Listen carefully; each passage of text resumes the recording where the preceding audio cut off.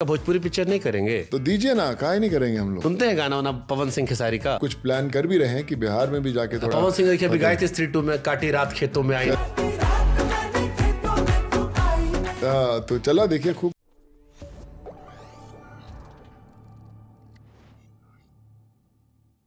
जो उम्मीद आपने दी कोविड में, जी सवाल तो भगवान पे भी लोग उठाते हैं, सवाल उठते रहते हैं, वो चीजें अपनी जगह पर है।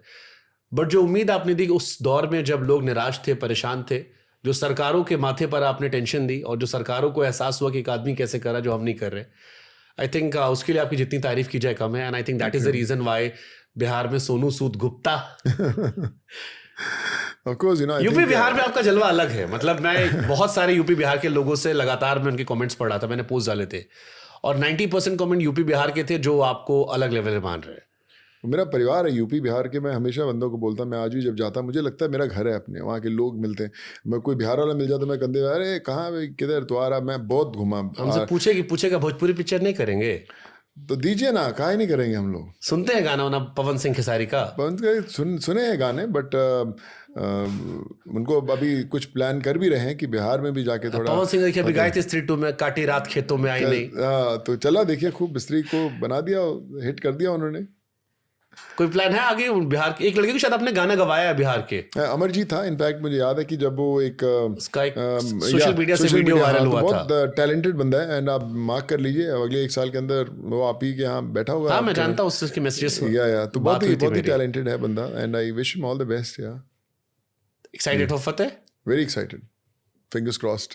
मैंने आप इस पॉडकास्ट में ऑलमोस्ट सारे टॉपिक्स कवर किए सिवाय भाभी के, जी, जिनका आपकी लाइफ में बहुत मेजर रोल रहा है। और इंटरेस्टिंग है कि आपकी पहली फिल्म में साउथ इंडियन थी, भाभी भी साउथ इंडियन निकली। या तेलुगु है वो, और आई थिंक तेलुगु, वो भी तेलुगु। हाँ जी, तो she is been a huge support system. मुझे लगता है आज भी वो भी उनका प्रोड्यूसर है हमारी फिल्म की। तो इसीलिए मैंने 3-4 सवाल इश्क पे रखे थे, क्योंकि कितने साल हो गए शादी के आपके? मेरे हो गए 22-24 साल हो गए। 24 साल शादी हो गए। तो 24 साल को लेकर 3-4 सवाल इश्क को लेकर मेरे जहन में। जैसे एक सवाल है कि हाउ यू डिफाइन लव, और क्या प्यार की समझ समय के साथ बदलती है? समय के साथ आप ज़्यादा समझने लगते हो सामने वाले को, और अगर आप समय के साथ आपका प्यार अभी भी वैसा ही है तो I think you made the right choice. क्या ट्रू लव अनकंडीशनल होता है, या हर रिश्ते में कुछ ना कुछ एक्सपेक्टेशन, अटैचमेंट तो होती है?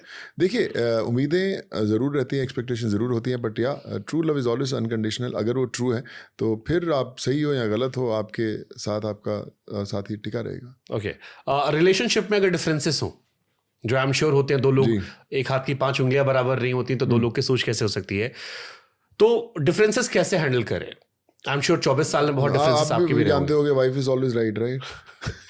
ये तो अब डांट पड़ जाएगी इस पे आपको। लोग राघव चड्ढा ने कहा था, लोग कह रहे हैं पुराने डायलॉग। अच्छा, ऐसा है कि उन्होंने कहा था क्या? मेरे को अच्छा पता नहीं है। फिर मैं कुछ परिणीति को लेके उन्होंने डाला। अच्छा, काफी बैकफायर कर गया उन्हें। लोगों ने कहा ये टिपिकल मैन वाले जवाब है। नहीं ऐसा नहीं, वाइफ जोक्स अब नहीं चलेंगे।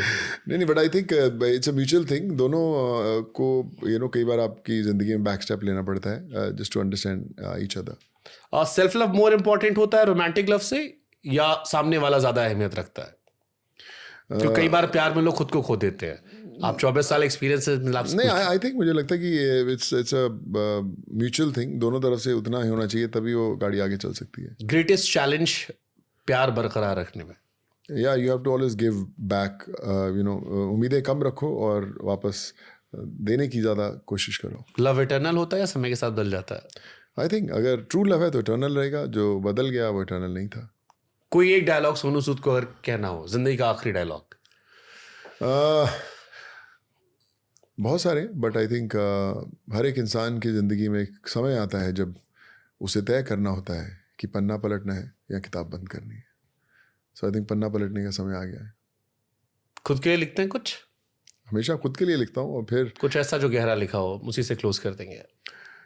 एक 2 डायलॉग्स हैं जो फतेह में लिखे थे कि बहुत कम लोग जानते हैं कि वो बहुत कम जानते हैं।